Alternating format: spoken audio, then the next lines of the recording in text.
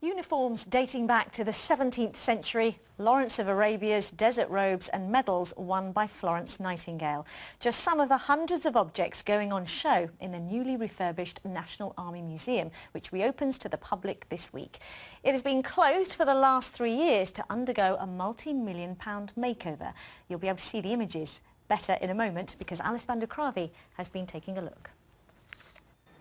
The National Army Museum is unrecognisable.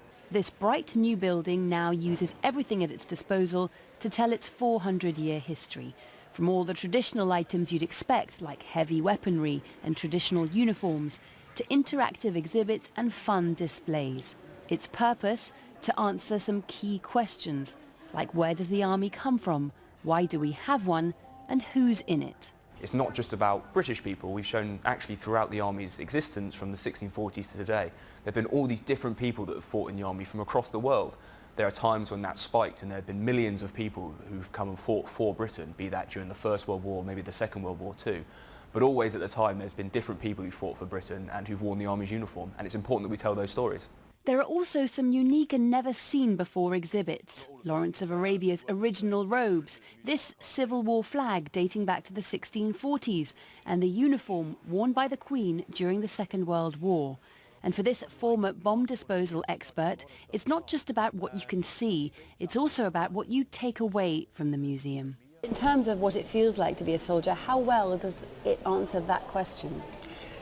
I think as well as it possibly can. I mean, you know, I'll be honest, you're never going to really know what it's like to be in battle until you've been in battle. You're never going to know what it's like to be a soldier until you've been a soldier. But, you know, they've used a lot of personal accounts here, photographs, quotations, you know, named soldiers, from present day but all the way back through history to, you know, the 17th century. And that's as close as you're going to get. But what this revamped museum offers is a whole new gallery charting the Army's relationship with wider society. The military words that have become popular expressions, the toys and films which have helped to shape our view of the forces.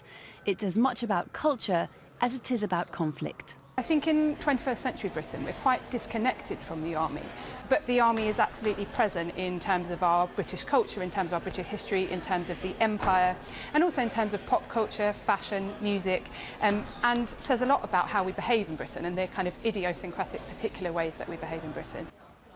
And what this new National Army Museum really wants is for people to get involved, from creating your own badge to having your say about the role of the armed forces in the future. Alice van der Kravi, BBC London News in Chelsea.